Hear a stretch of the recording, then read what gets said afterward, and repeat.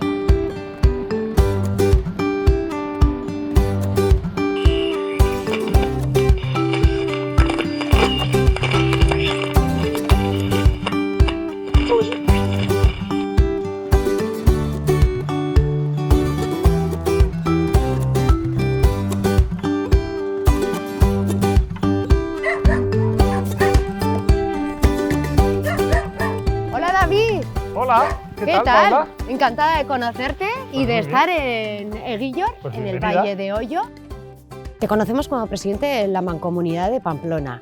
Eres también el alcalde del Valle de Ollo y vives en esta pequeña localidad, Aquí estoy también en el concejo, porque también estoy metido en el concejo de Eguillor. que también tiene la localidad de Beasain, que la vamos a conocer Eso a lo es. largo de este programa. Eguillor y Beasain forman un concejo desde, como ponen los archivos, desde tiempo inmemorial. Siempre han estado juntos. ¿Qué hace el presidente de la Mancomunidad viviendo en esta localidad? Porque eres de Pamplona. Sí, yo soy de Pamplona, yo soy del barrio de San Juan. Pues nada, yo soy biólogo, me dedico a cosas del monte y tal, y conozco muchos pueblos y mucha naturaleza, y a mí me gustan los pueblos. Entonces, pues hace 20 años pues nos vinimos aquí, hicieron unas casitas, nos vinimos y aquí nos hemos quedado. Un pueblo que sufrió la despoblación y que gracias a gente como tú ha conseguido tener población. Bueno, a ver, sí, este pueblo a finales de los 70, a principios de los 80, llegó a tener 3 habitantes que vivían de forma continua, solo 3.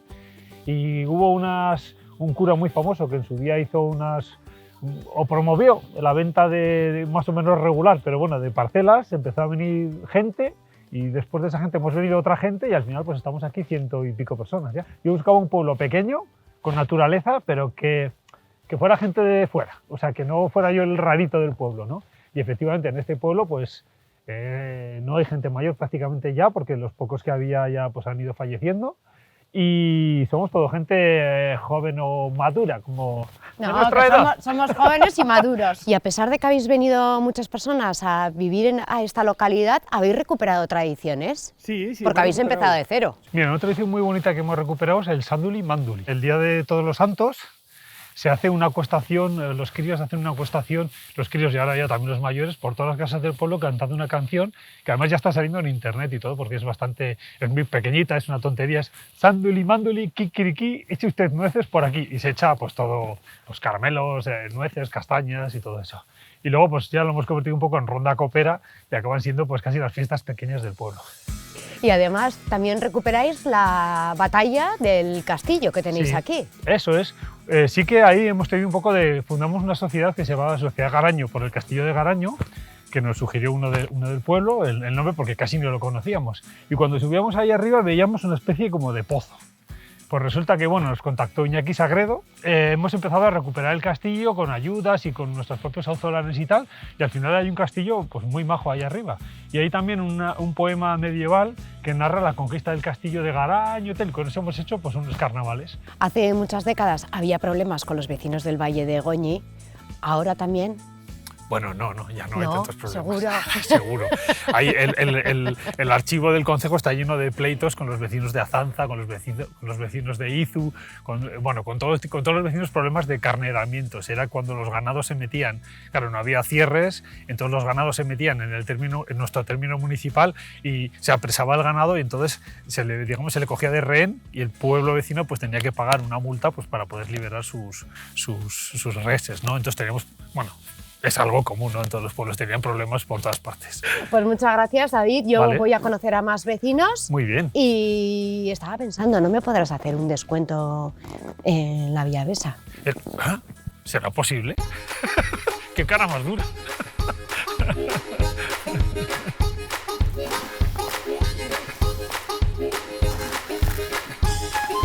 Muy buenas. ¿Qué está haciendo? Echando un poco de abono. Está muy caro el abono, ¿eh? Este año sí. ¿A que sí? ¿Y qué se hace así? ¿Y aquí qué planta? Aquí pondré patatas. Yo vengo todos los días, pero vecino de aquí no soy. O sea, no ha vivido aquí nunca. Yo he vivido aquí media vida. Pues entonces ya está, es vecino. Desde pequeño yo no nací en Olza y me trajeron aquí los abuelos con 1 año, los tíos.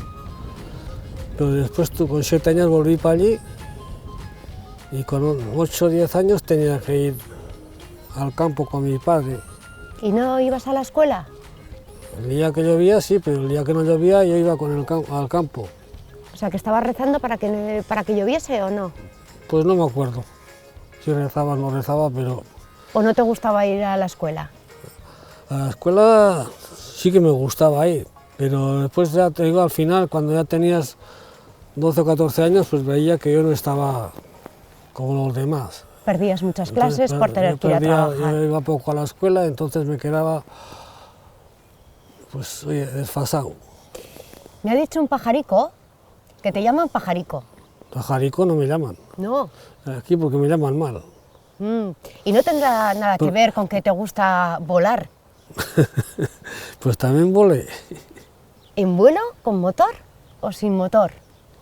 Con motor.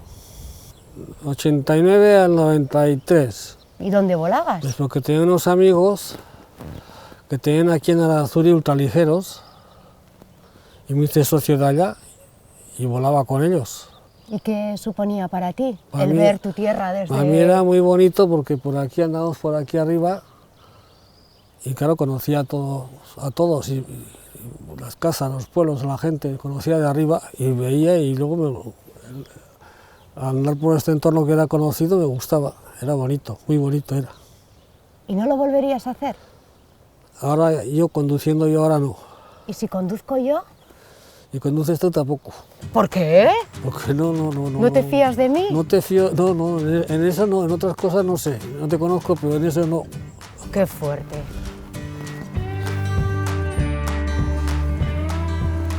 Hola, Luna. No, Luna no, me llamo Paula. Ah, Hola, Paula. ¿quieres que te ayude? hombre, ¿qué tal? Hombre, Coldo, ¿Eh? Coldo Aldaz. Pero que no estás? sabía que vivías aquí. Sí, hombre. ¿Iba en serio? Sí, aquí en Eguillo. Es lo que ahora tanta gente busca también, vivir en el campo, ¿no? Sobre todo después de la pandemia, que se ha visto pues, las virtudes de la vida en el campo. Claro, durante estos años de pandemia, Coldo no ha podido salir. O sea, lo que era mi trabajo principal, que era en viaje internacional, aparte de la docencia aquí en el Instituto de Altsasuk, que en invierno es lo que hago, pero luego otoño y verano-otoño es lo que hacía, pues viajes a Nepal, a Pakistán, a Tanzania, a sitios donde pues, hay un cierto atractivo, sea el Kilimanjaro o sea un trekking por el Himalaya. Y eso es lo que hacía, pero claro, en 2 años no se ha podido hacer. ¿Y cómo Así lo que, llevas?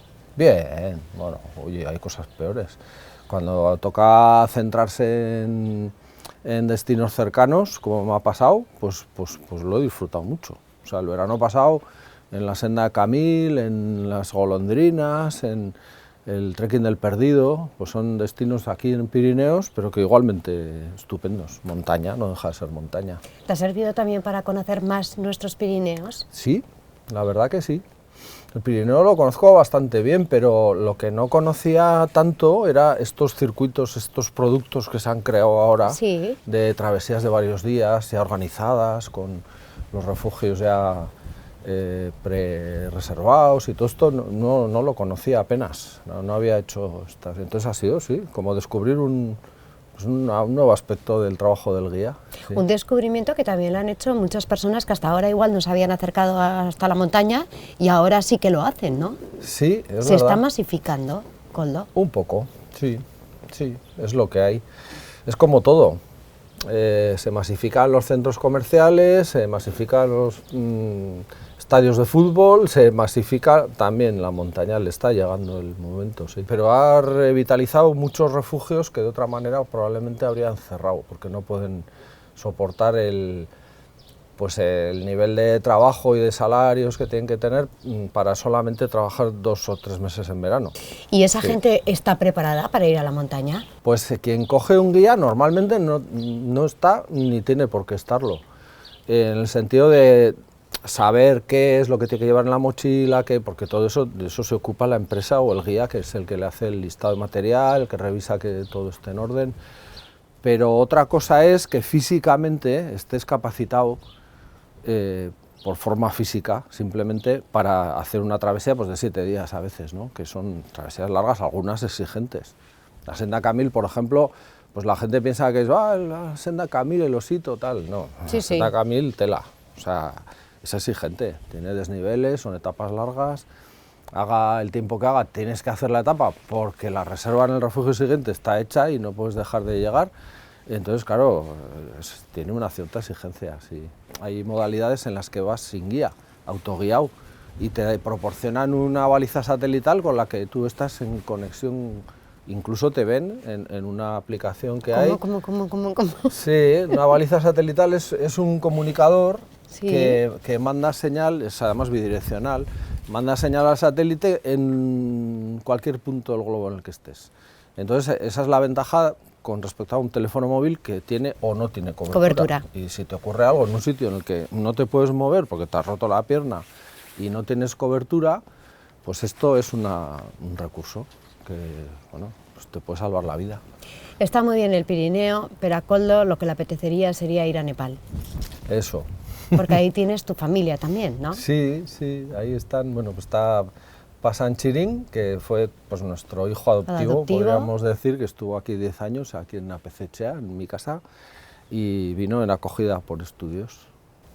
¿Sigues teniendo contacto con él? Sí, mucho. Sí. ¿Sigue dedicado a la montaña?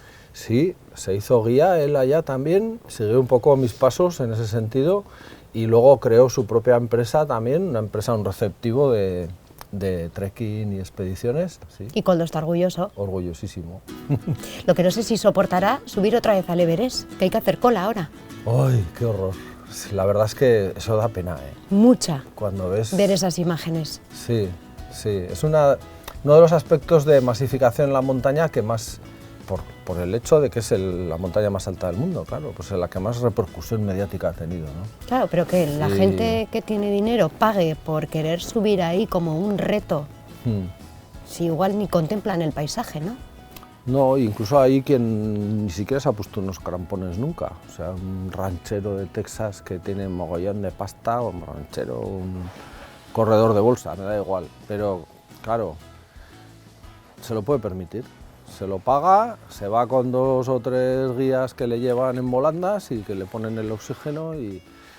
Bueno, pues es una pena, pero es así, es así. Ha desvirtuado de alguna manera lo que puede suponer una enorme aventura que en su momento fue el subir al Everest. Sí, ahora, por ejemplo, aquí en la formación de la escuela de Altsasú vamos mucho a Urbasa, a Aralar. Joder, en Urbasa hay sitios que muy poca gente conoce y que llegas allá y dices, joder, pero esto, maravillosos. Y que afortunadamente muy poca gente los conoce todavía. O sea que siempre hay sitios donde... ¿Qué les intentas transmitir a esos alumnos y alumnas? Técnicas de guiaje, que es lo más importante, claro, por eso es una escuela de técnicos. Pero añadido a esto, el respeto por la naturaleza, por supuesto, que es casi un tópico, pero es verdad. y aparte de eso, el amor por la profesión, sobre todo el amor por la profesión, porque es que si no te enamoras del trabajo de guía, acaba siendo pues como no muy distinto que ir a la fábrica. No es buscar más, cada vez más, el hacer más agrado, el ir a lugares más remotos, sino el estar tú bien contigo mismo allí donde has elegido ir. Es un viaje interior, ahora se dice mucho eso. Pues hablando de viajes interiores, yo no sé si en Apezechea, la casa del cura, también has hecho un viaje interior y has podido conocer un poco la historia del cura que habitó esta casa. Sí, Era algo ya nos hemos curandero, informado, ¿no?, del cura. Buscaba agua Zaori. Sí, es una historia, yo creo que tiene sus 1000 versiones. La versión oficial es que era un cura que estuvo 60 años aquí, de cura, de párroco, y que era radiestesista, era curandero y zahorí, curaba a la gente que venían aquí por decenas. El otro día me comentaban que venían en coche o en autobús allá abajo, al puente, no había carretera. A la casa del cura. Y entonces se venían andando, todo ese campo lo recorrían hasta llegar aquí, y aquí les hacía, con el péndulo les ponían el cuerpo y se movía el péndulo y bueno, pues aquí hay algo. Y entonces luego les daba las hierbas y tocino y bueno, tenía unas recetas fabulosas. Pero claro, decía, cobraría, ¿no? Sí, seguro, no sé cuánto, pero seguro que cobraba. Y decía que el bicarbonato era el segundo dios. Había el dios del cielo y el dios de la tierra, que era el bicarbonato. Para él era lo más, el bicarbonato y el tocino y las hierbas. Y nada, vivía aquí con el ama, con Natalia. Y bueno, pues era un tipo muy curioso. Nosotros hemos conocido historias paralelas, pero bueno, también le gustaba mucho el dinero y seguramente por las curas que hacía o lo que sea, pues se hizo con una cantidad importante de dinero y compró tierras allá arriba, hizo chalés aquí en el pueblo, o sea que fue hasta promotor inmobiliario y todo, fíjate. Coincidió que esta pues fue la que nos tocaba por un destino, fue, mira. ¿Y suele salir al monte por aquí? Aquí mucho, sí. ¿Hay buenos sitios? Sí, sí. ¿Buenas rutas? Sí. Pero no me las vas a decir para que no vengan. Alguna me la callo.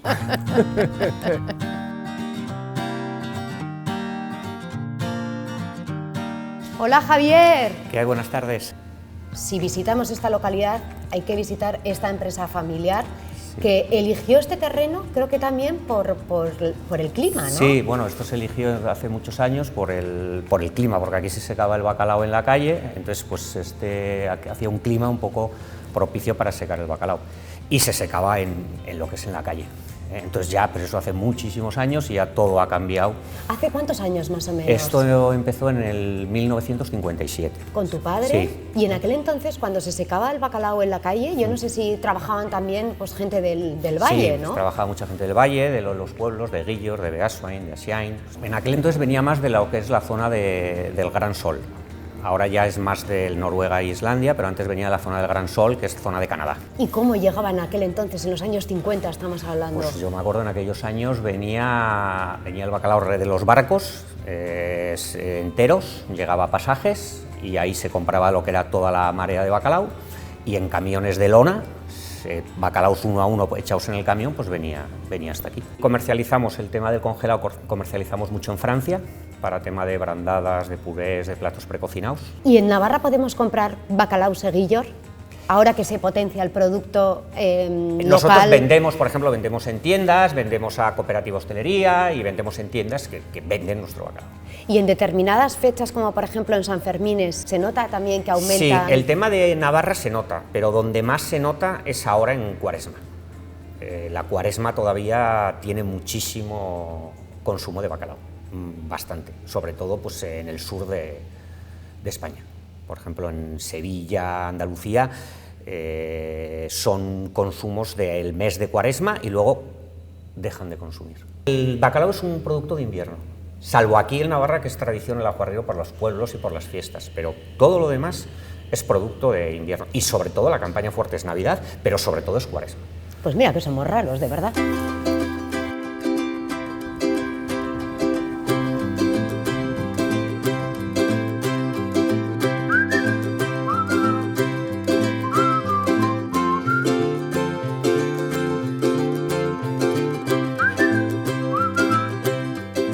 Hola, muy buenas. Buenas. ¿Qué tal, Paula? ¿Tú por aquí, por Gasue? Sí, tenía ganas de conocer esta localidad y me llama la atención este pasadizo. Sí, aquí es donde se podía jugar de pequeñitos y al abrigo si llovía y de todo. ¿Y en aquel entonces erais muchos vecinos? Sí, yo creo que hasta los 50, comparando con 22 que hay ahora, pues era mucho. Y lo tranquilos que vivís ahora, Sí, que... sí, eso sí.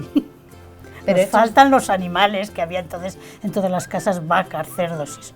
Y hace unos 30 años ya desaparecieron todo. Ahora no hay más que mascotas. Pero en perros, cambio- unas gallinitas, sí. Sí. Pues sí, para mejor.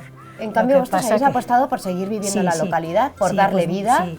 Mi marido pues llevaba el campo que le dejó su padre y, pues seguimos. Y yo la verdad es que no cambio, me voy, visito la ciudad y me vengo para el pueblo. Anda, que no sabes Teóricamente, nada. Tenemos los huertos, el río al lado y es una zona de verdad privilegiada. Sí. Y me imagino que en alguna ocasión algunos de los vecinos trabajarían en los bacalaos. Sí, y en la planta en depuradora, la planta sí, depuradora. guardando. Sí, sí, mi padre de hecho estuvo allá muchos años, sí. Igual 15 o 20, sí, trabajando, guardando y filtrando el agua, eso. Y en el bacalao, pues cuando empezaron los primeros tiempos que se secaba el sol, había muchísima gente desde Irurzun, de pueblos de al lado, venían y ¿En la los calle jóvenes se de aquí, secaba? sí, sí. Todo el día paraban a comer, que se traían bocatas o lo que sea, y bueno, y en verano se bañaban en el río, el rato que daban, pues un par de horas y luego a volver a recoger el bacalao tendido en eso. Tenía pues la suela de bacalao, ya sabes cómo es, tenía una aletita y ahí nos ponían unos mandiles muy duros y en unas tinas le llamaban y a limpiarlo, para después echaban sal, al sol a secar y luego ya... ¿Habéis tenido siempre mucha relación con Eguillo? ¿Estáis a un kilómetro Sí, de sí, distancia sí, más sí. o menos? ¿Pertenecéis Sí, al yo mismo concejo? toda la vida, pues de hecho la escuela estaba allá y el párroco vivía, entonces íbamos yo a la escuela y todo allá. Y, El famoso párroco. Don Emeterio era eso, sí. Te me han contado que era historias. zahorí de todo, sí. Y bueno, y gente que se casó allá con la chica de aquí o el chico de aquí allá. Y Sí. creo que también estás ayudando a recuperar las tradiciones. Y hay Bueno, una lo- canción que dice... Sí, que el 1 de noviembre le decíamos el sánduli mánduli. Bueno, pues todos los chavalicos íbamos por las casas, como no había golosinas y cosas, pues era una gozada recoger las nueces que nos echaban las amas y cantábamos. ¿Y cómo era esa canción? Era, pues, a ver si San- cantas mejor que David. Bueno, Porque no David, sé. o sea, lo he hecho fatal ahora que no nos está escuchando, ¿eh? A ver, sánduli mánduli, kikiriki, eche usted nueces por aquí. Y así. Tampoco me ha No, gustado no, no, mucho. no. Que lo hemos ensayado, Paula. Hola, ¿Qué muy tal? buenas. Muy buenas. ¿Y tú has vivido siempre en esta casa tan bonita? Aquí he nacido y hemos nacido 8 hermanos y aquí hemos seguido viviendo. ¿Y se Ahora sabe ya. más o menos la fecha? Bueno, lo último que ha sacado el hermano es de 1616, que nació aquí un tal Miquel Goñi y la hemos mantenido y es lo que hemos intentado. Es que soy un poco cotilla. Sí, Y me está la encantando lo pasa, que estoy pasa. viendo. Pasa. Pero cómo me gustan a mí estos lugares. ¿Y esto qué es? Esta es la bodega, ¿La bodega antigua? la bodega antigua de Casa Azcárate. Sí. Que aquí se hacía vino, Aquí chacolí. se hacía vino, Pasa, ponte ahí. chacolí y aquí están los lagos, aquí están las cubas donde se pasaban ya al final a cubas y luego teníamos las botellas allá colocadas, donde se pasaban buenas las botellas, pero casi todo se consumía por las cubas. Bueno, mira, Xavi, que es que esto, Sí. esto vamos, la roncalesa, lejía la roncalesa. Sí, hay mucho. Y me han hablado muchas veces y no había visto una botella, ¿eh? Y hace unos cuantos años que a raíz de que empezábamos a dejar las cosas de casa de labranza, de una cosa y otra, pues fui metiendo aquí todo lo que más tenía valor para mí. Y luego ya fui ampliando, pero en sí de aquí empecé a... Eso que está ahí, me imagino que era para los barcos. No, Que está encima de eso Sari. supuestamente le ponían a los presos cuando les soltaban, sí, cuando íbamos. Le ponían unas cadenas con unas maderas y esto por el suelo iban, como De penitencia. de penitencia. Vale. Pues aquí era donde teníamos los animales que se llamaban cuadras. Estas eran las cuadras de la casa. ¿Qué tipo de animales teníais? Aquí solamente teníamos las vacas y los terneros. los bueyes y los caballares tenemos fuera, el macho, los caballos tenemos fuera. Y yo no sé si vendíais en Pamplona también producto, ibais al mercado. Bueno, se vendía, normalmente te llevaban de aquí los terneros, las vacas, normalmente le vendíamos a unos carniceros. Y lo de los huevos, por ejemplo, llevaba mi padre con el macho, con la silla a la plaza, a vender los huevos y tal, y conejos y... Y ahora podemos ver en esta otra sala, que es otro museo, muy bien ordenado, José Ignacio. Bicicletas, motocicletas, hachas, importantísimo para trabajar la madera. Aquí también que hay lotes que se dan entre los vecinos. Sí, así se ha trabajado. Y las cuñas, cuando se ponía el roble que era duro, pues había que meter las cuñas con la maza. Sí. ¿Y esa afición por las máquinas de coser, qué pasa? ¿Que también te gustaba coser? Bueno, me gustaba bueno. ver cómo cosían, pero bueno, están ahí, que es toda historia. Entonces, nuevas no van a ver como estas, y estas son las que me encantan. Y una máquina de coser nueva no la miro prácticamente, porque yo he estado mucho en la construcción tirando casas y tiraban todo tirar. Y tú todo coger como yo. yo. No, normalmente pedía y me decían siempre sí, incluso me traían a casa, que no es que... Eso. O sea que esta colección también ha sido gracias a la aportación de muchos vecinos y vecinas, ¿no? Sí. Y incluso a amigos que han venido, pues tengo en casa que no me hace nada, tengo en tal rincón y te voy a traer. Pues hala, enséñame el desván, que seguro que tienes piezas importantes y alguna ya habrás comprado, ¿no? Muchas, he comprado muchas, carros y carretas, sí. ¿Esto es obra tuya también? Esto es una restauración mía, sí. Pero si esto es una maravilla. Sí, esto era un pajar y aún huele a pajar, o sea que sí. Es el pajar que de la casa, donde se almacenaba la paja, incluso después ya era hierba, alfalfa y tal, pero bueno, esto de ahí se pasaba por la corchilla a los animales de abajo, sin pasar por la casa, muy curioso. Y entonces en el 2012, hubo una pequeña crisis y había días que había que estar y tal, y entre el hijo y yo y algún hermano, pues, y cuñado también. ¿Habéis conseguido? No conseguimos restaurarlo. ¿Y cómo no había que adornarlo con maquinaria antigua que se utilizaba en esas labores del campo? Exacto. Esto está destinado más que todo, no como lo de abajo, para todo lo que es labranza. A la hora de mover la tierra, de arar y tal, luego ya pasamos a la hora de siembra, a la hora de trilla, no, de recoger y después lo que es trilla, y aquí ya mantenemos todo lo que son, una vez que has recogido tanto remolacha como los nabos, como todo o sea, normalmente era trigo, cebada, avena, y luego las legumbres y todo eso se guardaba aquí. ¿Cuántos años llevas recopilando todas estas herramientas? Muchísimo, yo creo que de toda la vida hemos estado guardando, lo de casa está aquí y ya luego posteriormente pues puede llevar 40 años. Y con todas estas cosas que tienes, ¿no me vas a regalar nada? Bueno, algo si te empeñas, sí, algo que te guste, algo tienes para elegir, te doy tiempo. Pues mira, me llevo uno de estos, que me viene bien con mis compañeros. Has sabido, ¿eh? Has ¿A que sabido sí? elegir. ¿Para qué servía, por cierto? Esto era para la matanza, para la hora de... Pues yo se lo digo. Y aquí también es todo esto de la matanza. Mira, me voy a llevar... Esa otra tienes muy bonita, aquella de allá. Ah, y un poco de chocolate, anda. que soy muy dulzainás. Muy bien.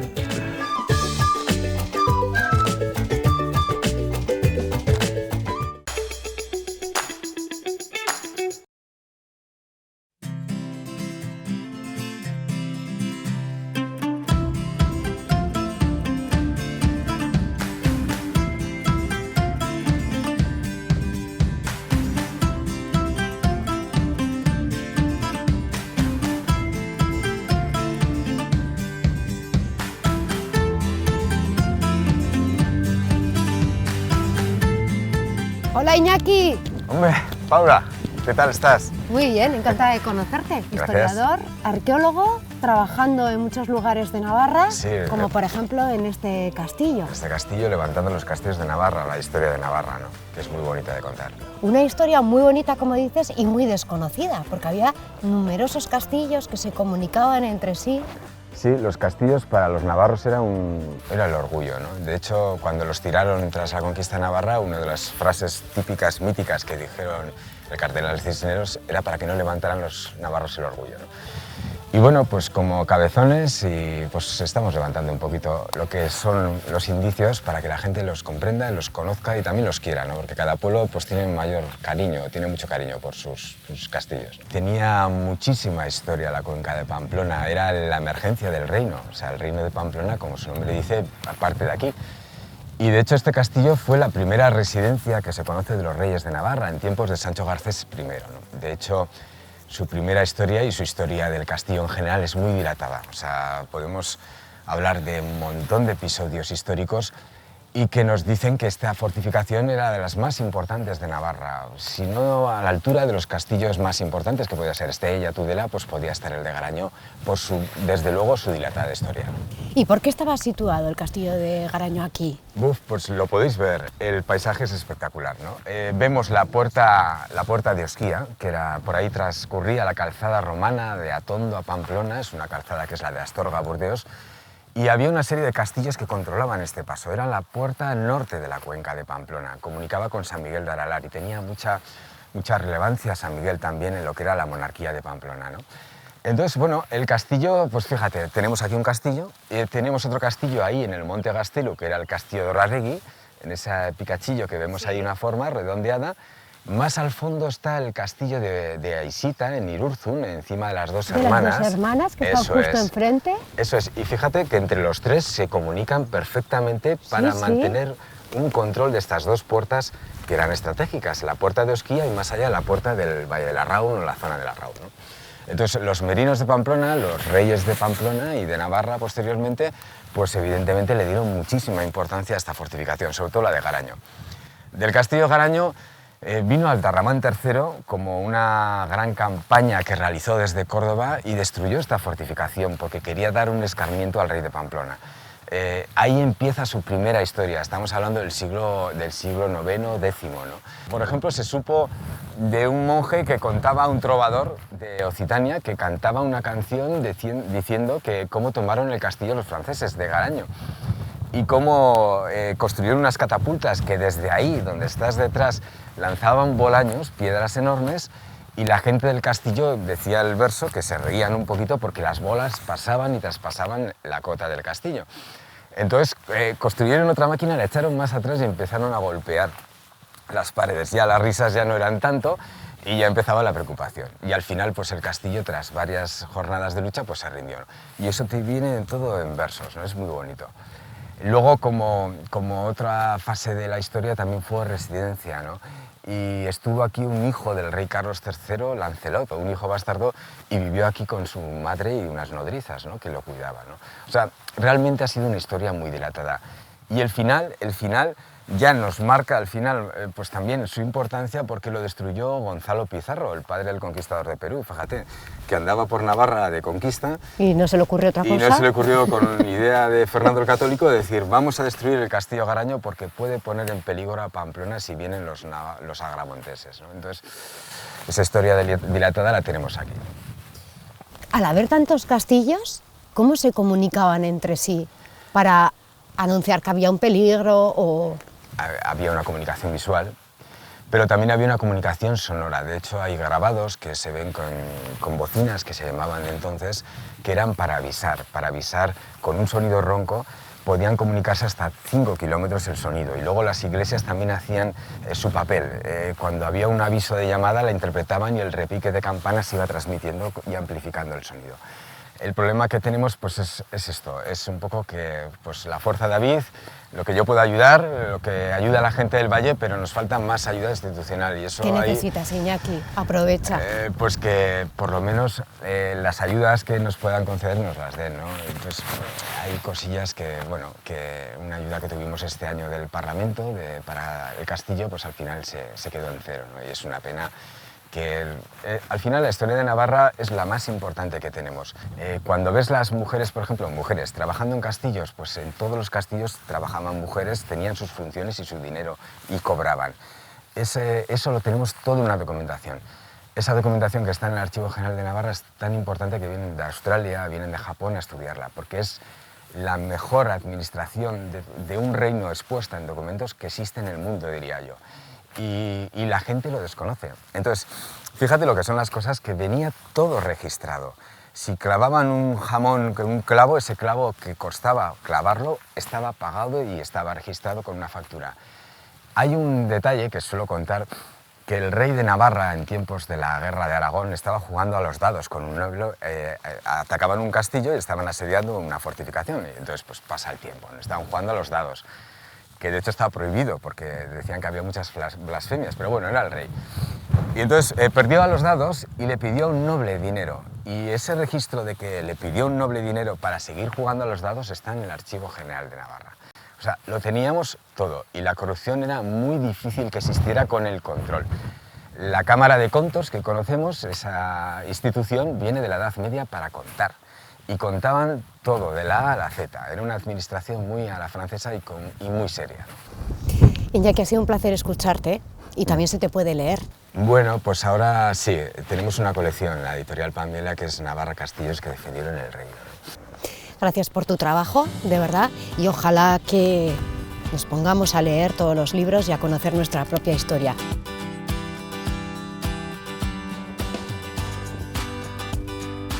Qué poco pan he cogido, ¿eh? ¡Tos! Uy, pobre cabritillo, que estaba solo. ¿Eh? ¡Hombre! ¡David! ¡Que me he encontrado este cabritillo por ahí solo! Hombre, pues eso no puede ser. O sea, que también tienes animales. Hombre, claro, hay que tener animales. Si no, vivir en un pueblo y no tener ningún animal... Ven aquí, Kaiku. Se llama Kaiku. ¿Y se llama Kaiku? Porque su madre pues no le hacía mucho caso y lo estamos criando a biberón. Entonces, pues eso, como es la que bebe leche de caja, pues Kaiku se llama. Vamos a hablar de estas cabras, pero te quería comentar que bajábamos ahora del castillo, vaya trabajazo estáis haciendo los propios vecinos, ¿eh? Sí, bueno, con ayuda sobre todo de Iñaki Sagredo y los Sí. vecinos del pueblo y bueno, alguna ayudica que conseguimos y tal, pues sacamos adelante un poco este castillo, que cuando llegamos aquí o cuando empezamos con él era un pozo, la gente pensaba que era un pozo. ¿Por qué no las llevas a Pamplona como presidente de la mancomunidad y limpiamos los jardines, que sería más barato y Pues, más ecológico? Sería una bonita propuesta. En algunas ciudades europeas ya se hace limpieza de jardines con ovejas. Las cabras la verdad es que son un poco salvajes, yo creo que acabarían subiéndose por los edificios y comiéndose los geranios de la gente, la verdad. ¿Decías de ciudades europeas como por ejemplo? Por ejemplo, París, Londres, Barcelona, hay muchas ciudades que para el uso de jardines, para la limpieza de jardines, utilizan rebaños de ovejas. Aquí, sin ir más lejos, en Mutilva también están haciendo algún experimento con el tema y es muy bonito. Tu Twitter dice doctor en ecología. Eso es. Y me imagino que también las cabras las tendrás pues para limpiar los montes, aparte de que te gusten los animales, ¿no? Soy biólogo y el ganado, pues me gusta mucho el ganado en extensivo es totalmente imprescindible para mantener estos paisajes que tenemos humanizados, llenos de pueblos, pues que tienen que tener ganado en el monte pues para que haya menos riesgo de incendios, para producir alimentos, que se nos olvida que tenemos que comer, que no podemos traer todo de Chile o de Australia, tenemos que producir nuestros alimentos nosotros también. Y más con la que está cayendo, que nos estamos dando cuenta que hay que volver a ese producto local, ¿no? Y no depender tanto de terceros. Eso es, hay que relocalizar un poco la producción de alimentos también, ¿no? Hay muchos montes que están completamente abandonados y sin embargo al ganado que tenemos lo alimentamos con soja que traemos de la Patagonia, pues eso no puede ser. Habrá que haber un equilibrio, tenemos que producir nuestros propios alimentos, no vale con que tengamos nosotros todo como un jardincito verde y la comida la traigamos de otra punta del mundo, eso no es sostenible. Y hay que proteger también esas especies que se están perdiendo, como por ejemplo las que tienes aquí, ¿no? De raza pirenaica. Eso es, esta es una raza en peligro de extinción, una raza de cabra en peligro de extinción, que unos enamorados de estas cosas la recuperaron en Huesca, y es una cabra que solo está en el Pirineo, en la vertiente norte y la vertiente sur. Y antes estaba extendida pues por Navarra, País Vasco, Asturias, pero hoy solo quedan pues unos pocos rebaños en Huesca y los que tenemos aquí en Navarra. ¿Te has dado cuenta que Kaiku no se separa de mí? Le he debido de caer bien. Pues, es la primera persona y animal a la que le caigo bien, así que me lo llevo. ¡Eh!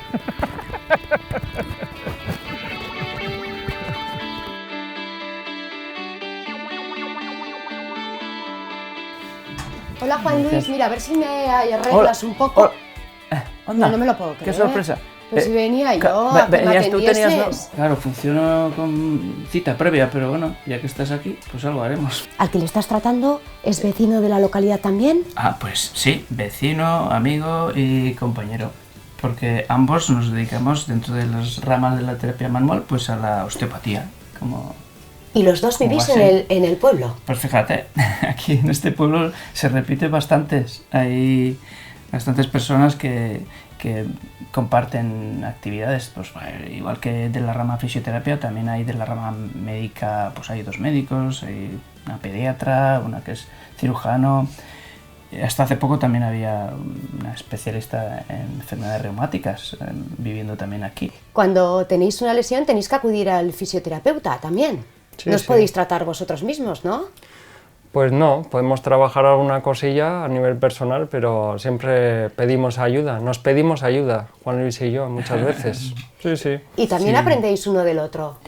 Ah, eso siempre, se aprende constantemente en camilla con cada persona que acude y pues es un rodaje que nos da también pues esa trayectoria que necesitamos para confiar en los tejidos, en lo que vamos sintiendo y demás, en las bases fundamentales de este trabajo, ¿no?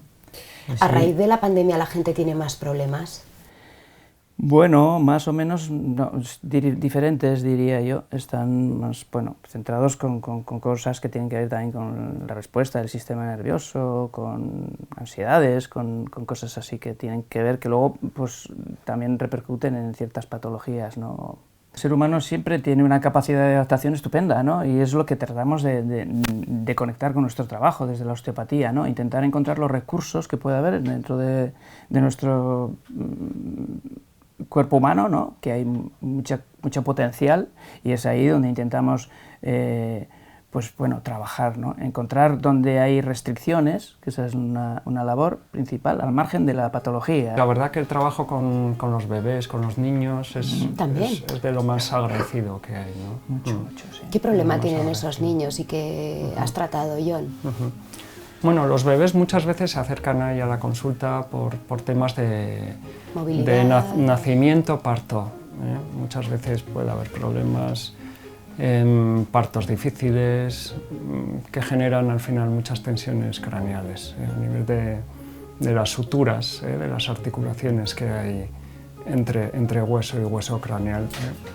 Entonces esos bloqueos, esas alteraciones de movimiento, pues pueden crear cosas, irritabilidad, que tengan problemas digestivos, porque hay nervios, por ejemplo, el nervio vago sale desde la esfera craneal y va al digestivo. Entonces ahí encontramos muchas veces cólicos de lactante, alteraciones a nivel digestivo. Entonces la verdad que ese trabajo en los bebés y en los niños es una manera de... Sí, es muy gratificante a ese nivel. Los dos formamos parte de la Academia de Osteopatía Craneal y impartimos formación en la UNED de Vergara a fisioterapeutas que se quieren formar en esta disciplina. Sí.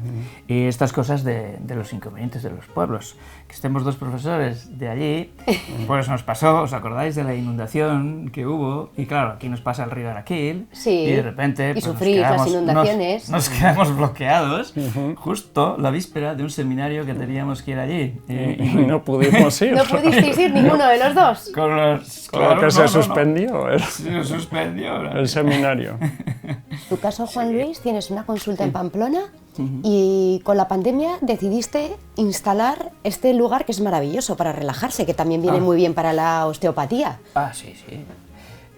Sí, fue una lanzadera mayor la pandemia, ¿no? Pero anteriormente también ya estaba funcionando, aunque más esporádicamente, lo que dice John. Cuando llaman a tu puerta, al final pues les atiendes pues, en el salón de casa, a veces en una manta en el suelo, o otras veces si tienes una camilla plegable, la montas. Y entonces eso me dio pie a transformar esta antigua chabola de aperos en un lugar en el que pudiese estar pues, un poco al margen de la casa y disponer de espacio, ¿no? Un día o 2 a la semana dedico a estar aquí desde entonces y gustoso, muy agradecido. Tú sabes, hay una vecina que vive justo aquí enfrente. Viene en pata de casa y zapatillas, eso es un lujo, ¿no? Y tanto, y tanto. Por cierto, tu hija fue la primera que nació en este pueblo. Ah, sí, mira. ¿En Guillor? Sí, mira. Hace 30 y... Ah, una se entera de todo. Sí, fue la primera después de hace, pues lo que sea, 50 o 60 años antes, que no había nacido nadie. Y ahora un montón de niños y niñas. Un montón de niños. Y por cierto, hoy me habéis hecho la cobra, porque yo venía a darme un masaje y se ha puesto John. ¿Otra vez? ¿Pero tú qué haces aquí, David? Hombre, yo pues vengo aquí a mirar un poco cómo va la cosa, que también está aquí la mancomunidad metida. ¿Aguas de Arteta también? Claro, estamos en todo. ¿La central hidroeléctrica? Eso es. Esta central hidroeléctrica en realidad es de Iberdrola, pero por un acuerdo que tiene con la mancomunidad, pues 7/12 partes de lo que se produce se lo lleva la mancomunidad. Y eso con es dinerito, ahora mismo. Bastante dinerito, mucho más que lo que sale de UGI. Y con eso el recibo de todos los comarqueños de la comarca de Pamplona sale un poco más barato. Pues a ver si le dais un poquito más y nos baja. Eso tiene que llover, no depende de nosotros. Una central que ha sido muy importante para los de Pamplona. Sí, esta central es de 1800, creo que se puso en marcha en 1892 o 93 y era una de las primeras centrales que suministró de energía eléctrica a Pamplona. Efectivamente, se creó por una serie de rico hombres de la ciudad y en principio fue como digo, para llevar energía eléctrica y acabó siendo también la que acabó llevando agua potable a las fuentes y a los pisos de Pamplona. Y me imagino que la gente que trabajaba aquí vivían en el pueblo o... Pues esto fue una especie de microbarrio obrero. Hay una casa que ahora ya está en ruinas en la que vivían 5 familias. 5 familias que yo me imagino que debió ser una especie de pequeña revolución social en esta zona tan agrícola y ganadera.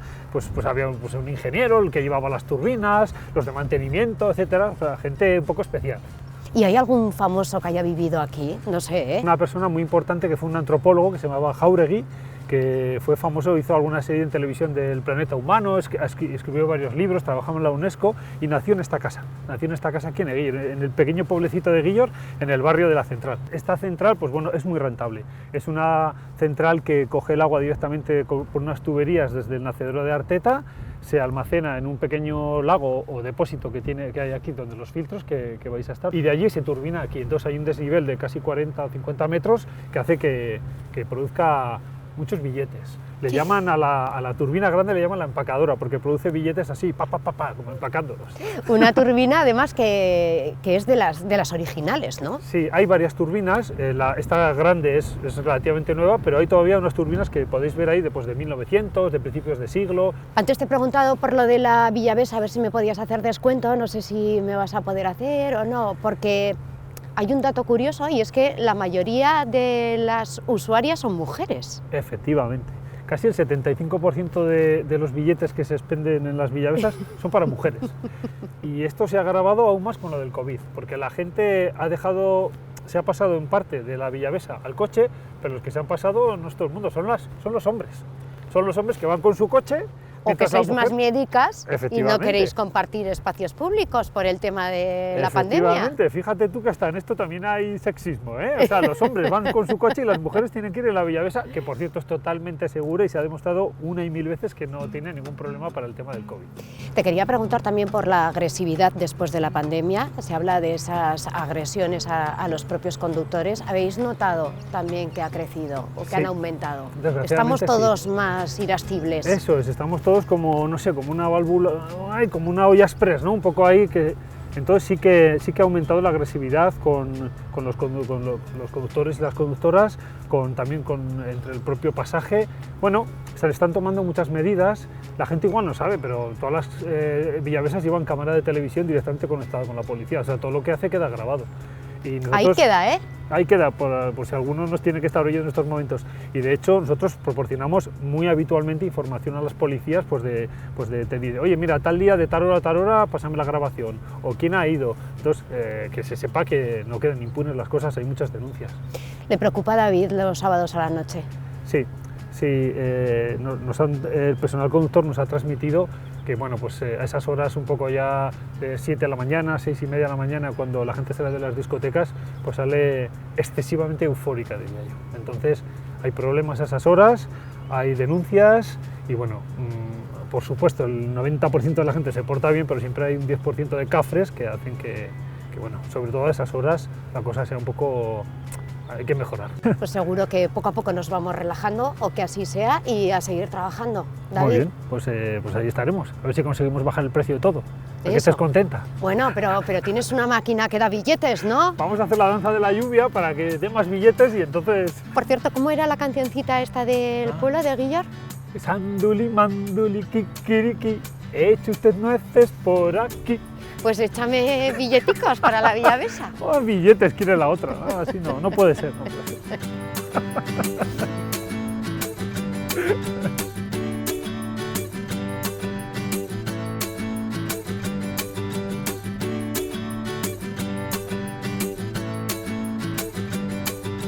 Camino.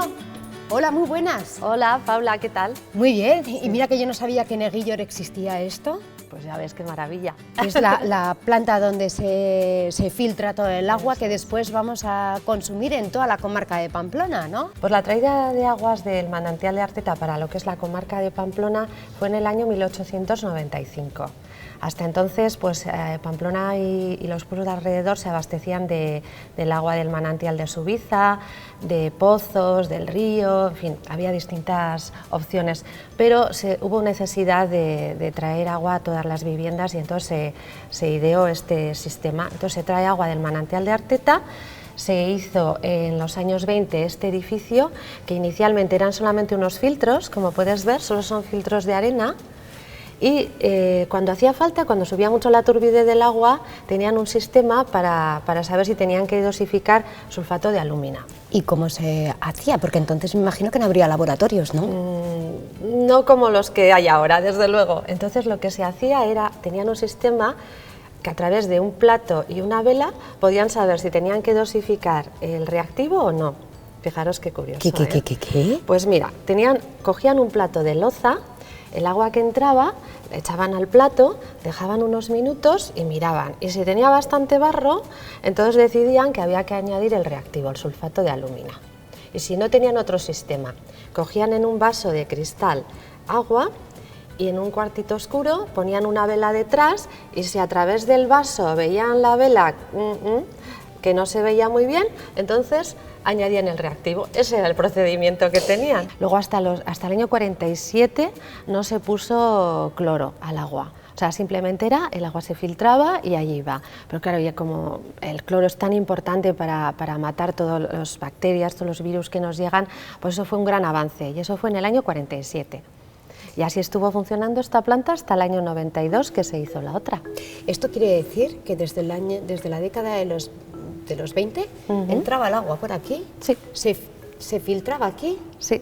salía y llegaba a los grifos. Exactamente. Pero todo el agua que se consumía era a través de esta planta, filtros. eso es. Y ahora, Camino, cuando hablamos del agua de Pamplona y de su comarca, ¿qué calidad tiene en comparación con otras ciudades? Pues mira, tiene una calidad estupenda. Nuestras fuentes de abastecimiento son muy buenas y son diferentes. El agua de Arteta tiene un poquito más de cal, pero tiene un sabor muy bueno. El agua de Eugui pues es menos mineralizada, entonces problemas de cal no tiene, pero tiene otro gusto. Y el agua del canal también es muy buena. Y esta es la nueva planta desde 1992, ¿no, Camino? Eso es. Qué diferencia, ¿eh? Cómo han cambiado las cosas. Sí, y mucho. Habéis visto la otra, pues esta ya es una planta más moderna, ¿no? Esta se inauguró en el 92. Y bueno, el proceso tiene una parte que es similar a la otra, que tiene unos filtros ahí al final del tratamiento, pero es un poquito más complejo. Y aquí simplemente la idea es quitarle lo que es la turbidez, pero no añadirle nada que no sea absolutamente necesario. Entonces se le añaden cloro al inicio del tratamiento para eliminar toda la contaminación microbiológica que pueda tener, y se le añade un coagulante y un floculante. ¿Con eso qué conseguimos? La mínima cantidad, ¿no? La mínima cantidad, siempre es lo mínimo. Con eso conseguimos que esa turbidez pues, desaparezca, se forman unos flóculos, pasan estos flóculos a la siguiente fase de mientras se va mezclando con estos reactivos que hemos añadido, pasan a esa fase, esos son los decantadores y allí por su propio peso caen al fondo. Y luego la parte superficial es el agua ya limpia y transparente. Y todo le añadimos otra fase más, que es la filtración.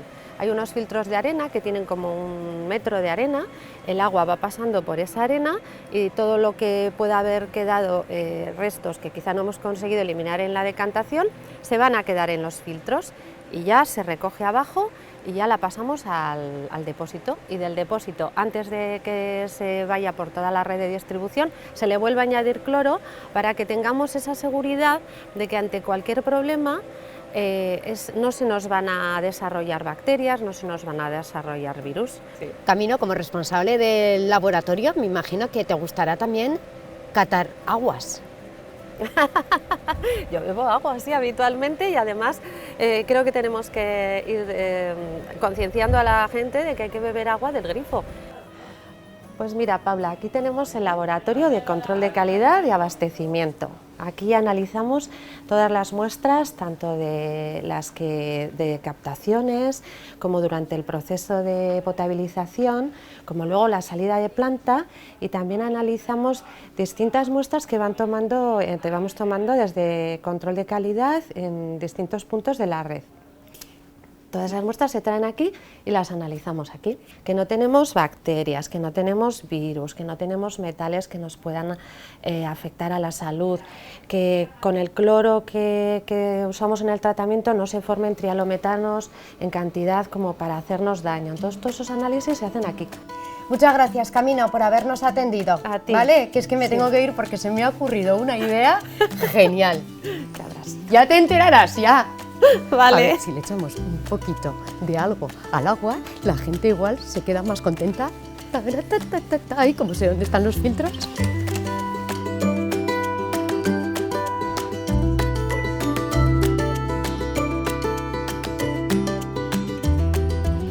Bueno, pues ya he hecho la obra social del día, un poquito de azúcar para animar a la gente. Hola, David, ¿qué Hombre, tal? Paula, ¿qué haces todavía por aquí? Pues nada, que ya me voy. Ah, ¿te ha Que ya he gustado? conocido estas dos localidades que me ha encantado, la gente también, que es gente más simpática, más claro que agradable. Y bueno, que lo que podemos hacer la gente de Pamplona es venir a la cuenca y conocer nuestros pueblos, Claro. que hay mucha riqueza también. Son paseicos muy agradables, la vuelta al Valle de Hoyo, está también la GR220, hay posadas. Bueno, hay cosas para ver aquí a la Dica de Pamplona a 20 minutos.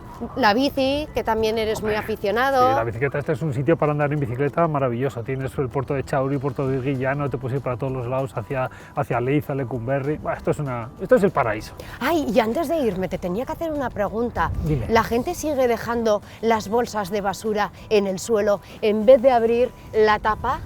Pues sí, la gente sigue haciéndolo, algunas personas, y fíjate que recogemos en Pamplona, en la comarca, 3.000 bolsas cada noche de gente que las ha dejado en el suelo. Sobre todo se concentra en algunos puntos, porque en las zonas rurales somos mucho más limpios, pero sí que es verdad que en las zonas urbanas pues hay mucha gente, y hay gente que no acaba de entender que la bolsa se mete dentro del contenedor. 3.000 bolsas. 3.000 bolsas. 1 millón de euros al año cuesta eso. 1 millón de euros.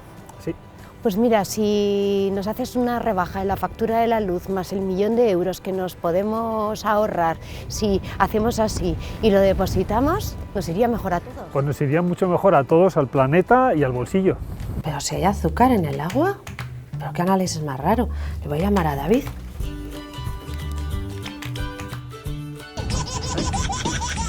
¿Sí?